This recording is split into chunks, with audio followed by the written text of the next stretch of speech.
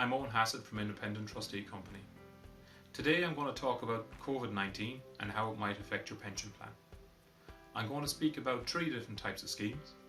The first being a defined benefit scheme, the second a defined contribution group scheme, and the third an individual member scheme.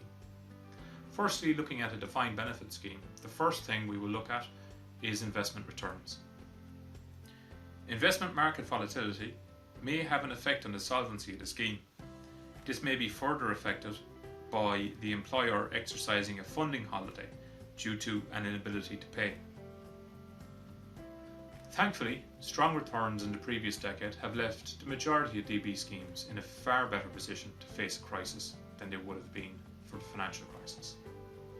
Secondly, looking at death and disability benefits, it is possible that your benefits will have changed due to a change in your employment circumstances or your remuneration. It is also possible that there may be a pandemic clause in the insurance policies covering these. It may be prudent to ask that question of your trustees.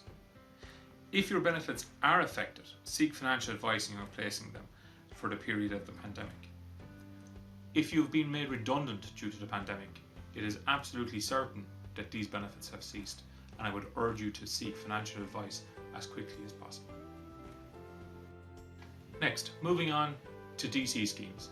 Investment market volatility is a huge concern for DC schemes, perhaps more so than it is for a DB scheme. For those coming close to retirement, this may be a significant issue. You can contact your scheme administrator to see what investment options you have. It's important to get professional advice in relation to your investment options in a DC scheme, as your pension plan is one of your most important financial assets. The credit crisis showed us that acting in a knee-jerk reaction without financial advice is often detrimental to our financial health. If your income has reduced and you're struggling to meet your pension contributions, you can contact your scheme trustee to see if you can take a pension holiday. And finally, DC schemes will have the same death and disability concerns as a DB scheme. Now, as we move on to individual schemes, they are perhaps a little bit more complicated. Investment market volatility, as discussed in DC schemes, is largely the same for individual schemes. However, investment choice in an individual scheme may be greater. Next, we move on to the ability to contribute. For buyout bonds, paid up schemes, or schemes that are already in drawdown or have been retired, investment market conditions are the main concern because funding has ceased.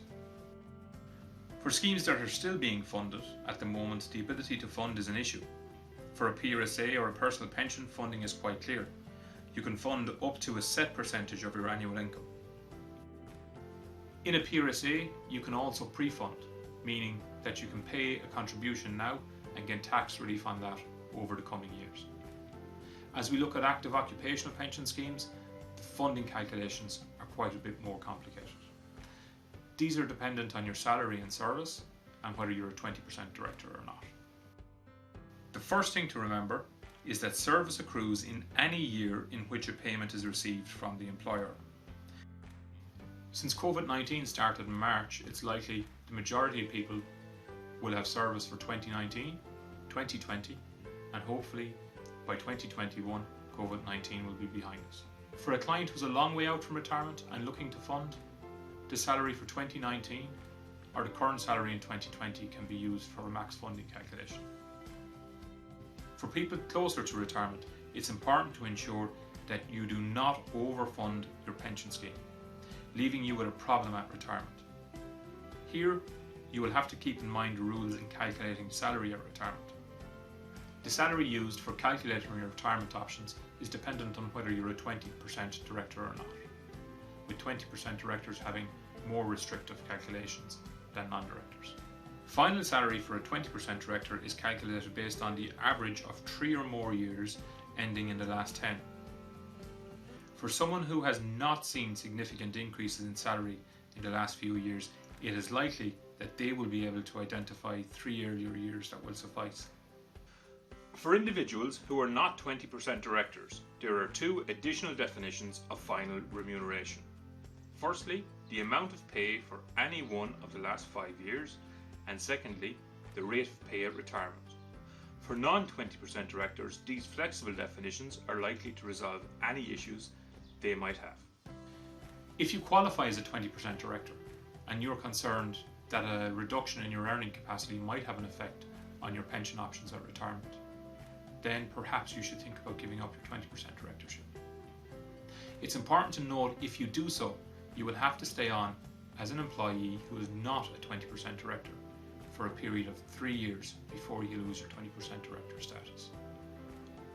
With this in mind, perhaps using the COVID-19 supplement instead of taking a redundancy package at the moment may be a course of action.